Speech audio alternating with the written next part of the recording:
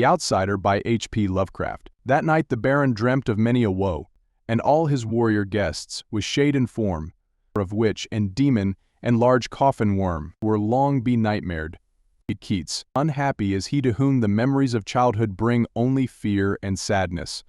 Wretched is he who looks back upon lone hours in vast and dismal chambers with brown hangings and maddening rows of antique books, or upon odd watches in twilight groves of grotesque, gigantic and vine-encumbered trees that silently wave twisted branches far aloft. Such a lot the gods gave to me, the dazed, the disappointed, the barren, the broken, and yet I am strangely content and cling desperately to those sere memories when my mind momentarily threatens to reach beyond to the other. I know not where I was born, save that the castle was infinitely old and infinitely horrible, full of dark passages and having high ceilings where the eye could find only cobwebs and shadows. The stones in the crumbling corridors seemed always hideously damp, and there was an accursed smell everywhere, as of the piled-up corpses of dead generations. It was never light, so that I used sometimes to light candles and gaze steadily at them for relief. Nor was there any sun outdoors, since the terrible trees grew high above the topmost accessible tower. There was one black tower which reached above the trees into the unknown outer sky, but that was partly ruined and could not be ascended save by a well-nigh impossible climb up the sheer wall, stone by stone. I must have lived years in this place, but I cannot measure the time. Beings must have cared for my needs, yet I cannot recall any person except myself, or anything alive but the noiseless rats and bats and spiders. I think that whoever nursed me must have been shockingly aged, since my first conception of a living person was that of something mockingly like myself, yet distorted, shriveled, and decaying like the castle.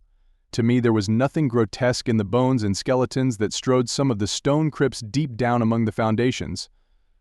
I fantastically associated these things with everyday events and thought them more natural than the colored pictures of living beings which I found in many of the moldy books. From such books I learned all that I know.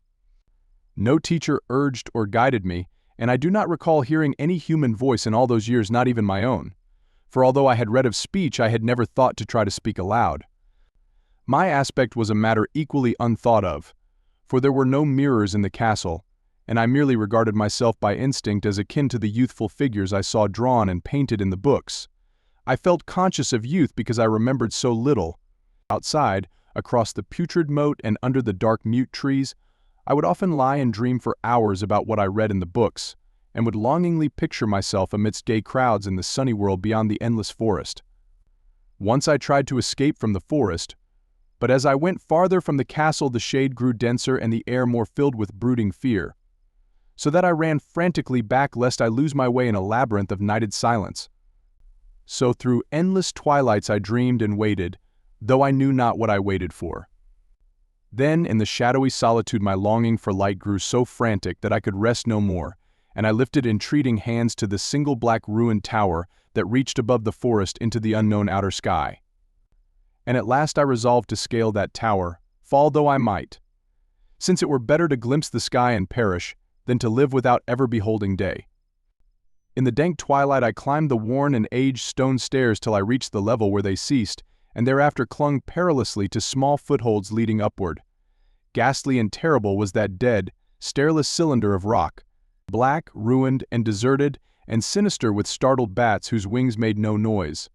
But more ghastly and terrible still was the slowness of my progress, for climb as I might, the darkness overhead grew no thinner, and a new chill as of haunted and venerable mold assailed me.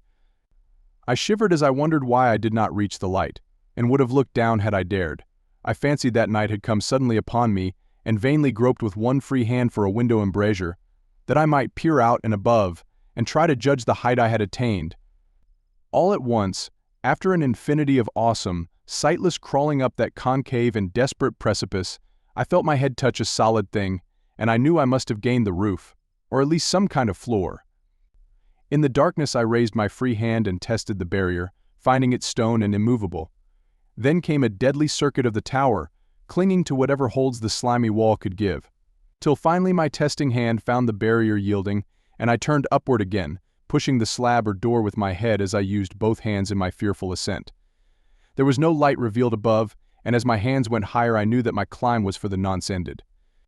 Since the slab was the trapdoor of an aperture leading to a level stone surface of greater circumference than the lower tower, no doubt the floor of some lofty and capacious observation chamber. I crawled through carefully and tried to prevent the heavy slab from falling back into place, but failed in the latter attempt. As I lay exhausted on the stone floor, I heard the eerie echoes of its fall, but hoped when necessary to pry it open again. Believing I was now at a prodigious height, far above the accursed branches of the wood, I dragged myself up from the floor and fumbled about for windows, that I might look for the first time upon the sky, and the moon and stars of which I had read. But on every hand I was disappointed, since all that I found were vast shelves of marble, bearing odious oblong boxes of disturbing size. More and more I reflected, and wondered what hoary secrets might abide in this high apartment so many eons cut off from the castle below. Then unexpectedly my hands came upon a doorway, where hung a portal of stone rough with strange chiseling. Trying it, I found it locked, but with a supreme burst of strength I overcame all obstacles and dragged it open inward.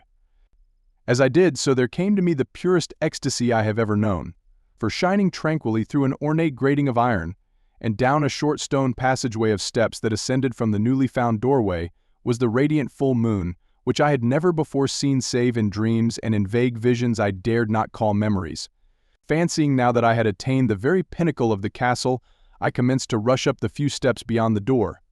But the sudden veiling of the moon by a cloud caused me to stumble, and I felt my way more slowly in the dark.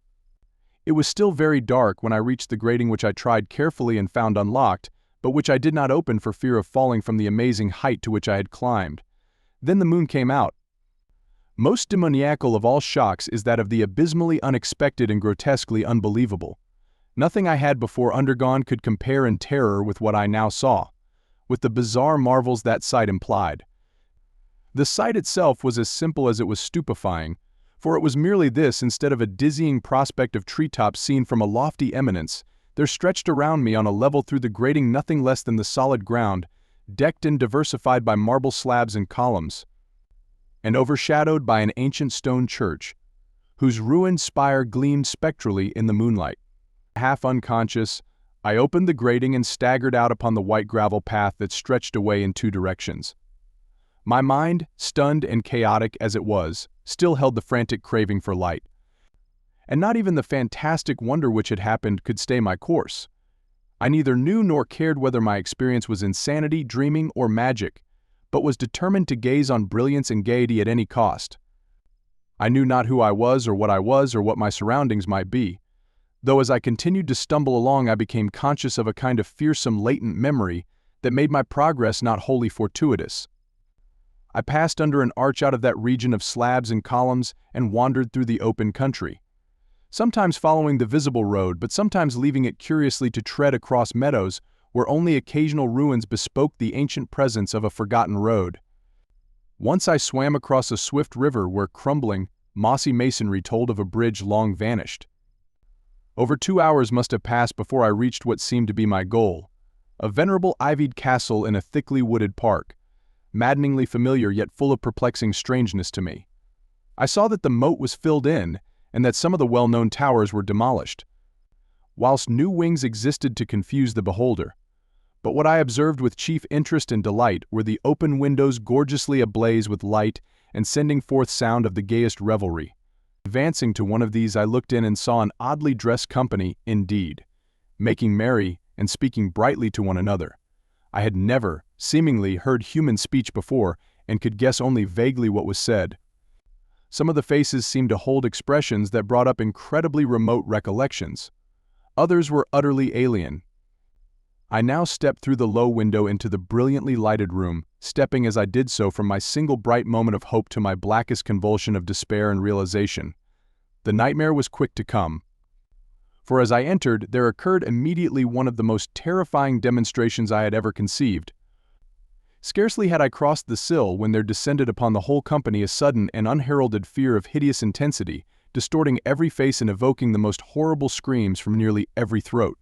Flight was universal, and in the clamor and panic several fell in a swoon and were dragged away by their madly fleeing companions.